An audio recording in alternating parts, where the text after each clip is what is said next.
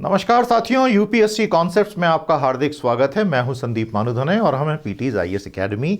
आज का हमारा कॉन्सेप्ट है अंबेडकर्स वार्निंग्स, अंबेडकर की चेतावनियां।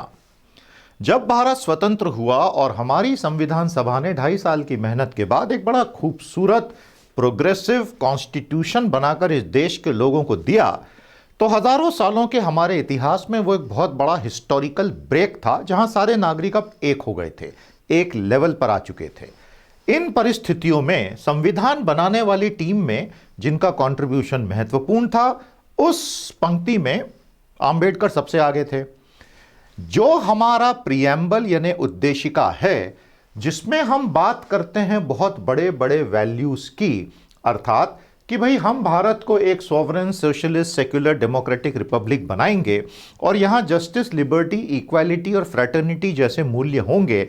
ये बड़ी बड़ी बातें जमीनी स्तर पर कैसे परिलक्षित होंगी, ये अंबेडकर ने बहुत एडवांस में देख लिया था।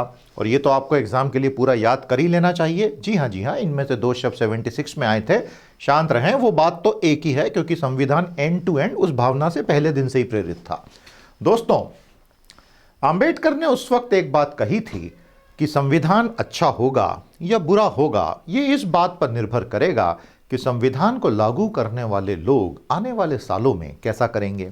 यदि लागू करने वाले लोगों में दम नहीं रहा, यदि लागू करने वाले लोगों के मन में sovereign, socialist, secular, democratic republic, justice, liberty, equality, fraternity, इन मूल्यों के प्रति अपने दिलों से ही कमिटमेंट नहीं आया, तो फिर एक अच्छा संविधान भी बड़ा बुरा संविधान साबित होगा।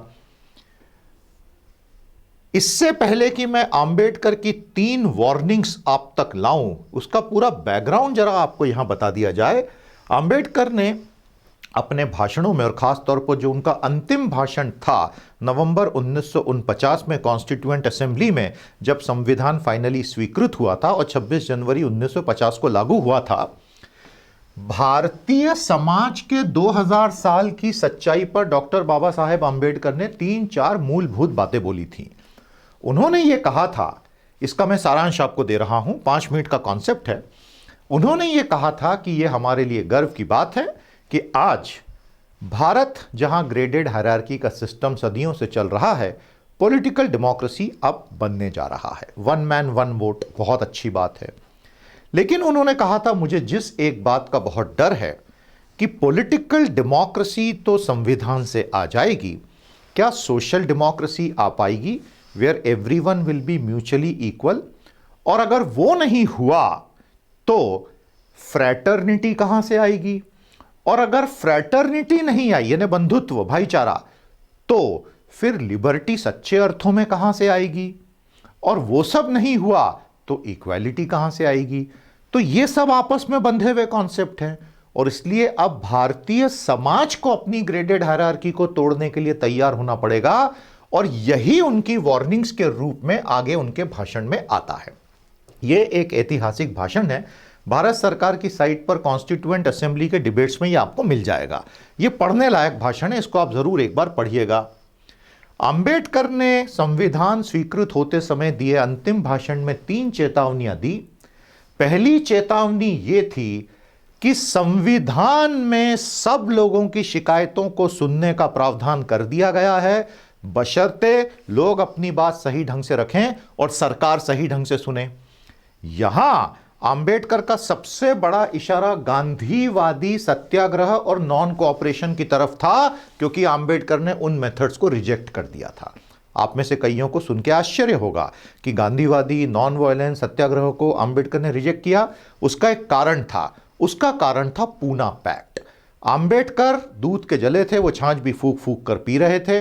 गांधी जी के आमरण अनशन की वजह से जो सेपरेट इलेक्टोरेट दलित को मिलने वाला था, वो हाथ से निकल गया था, और उस वजह से अंबेडकर ने ये पहली चेतावनी दी। तो इस पर ओपिनियन 50-50 डिवाइड हो सकती है, इसमें कोई शक नहीं। व्यक्तिगत रूप से मैं सत्याग्रह, नॉन कोऑपरेशन, सिविल डिसोबीडियंस को बहुत अच्छा हथियार मानता हूं कि वो एक बहुत अच्छा तरीका है देश में बदलाव लाने का।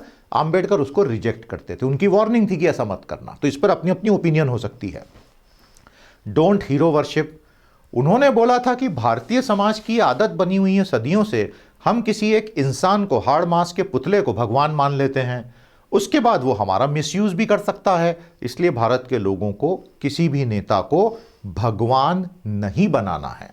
और तीसरा था सोशल डेमोक्रेसी, जो मैंने आपको अभी यहां पर बताई थी कि चाहे कुछ भी हो जाए, भारत के लोगों को यह सुनिश्चित करना होगा कि हम सामाजिक लोकतंत्र अवश्य बनाएं, क्योंकि अगर हमने ये नहीं बनाया तो हमारा प्रियम्बल ही फेल हो जाएगा, फिर संविधान की तो बात ही क्या करना। So the jury is still out on this. ये हर व्यक्ति का अपना अपना एक पर्सपेक्टिव हो सकता है कि भारत में सोशल डेमोक्रेसी बनी या नहीं। यदि हम जितनी भी जात पात और जातिवाद के नाम पर हो रहे दैनिक अत्याचारों की सूची जो अखबारों में रोज छपती है आजकल पढ़ें, तो कहीं ना कहीं अंबेडकर की वार्निंग्स गलत नहीं थी। तो यह था हमारा आज का कॉन्सेप्ट। प्यारे साथियों, इसको आप याद रखिएगा एग्जाम के हिसाब से। और आज के आज हमारे पावर पैक कोर्स में पूरे जोश के साथ जुड़ जाइए। भारत का हर स्टूडेंट जो सिविल सर्विसेज की तैयारी कर रहा है, भारत का सबसे अफोर्डेबल, सबसे फ्लेक्सिबल और सबसे नॉलेजेबल कोर्स आपकी रीच में है मंथली सब्सक्रिप्शन बेसिस पर। तो फिर अब चिंता कैसी, आज के आज एनरोल करें और हमारे साथ जुड़ जाएं। नमस्कार, जय हिंद।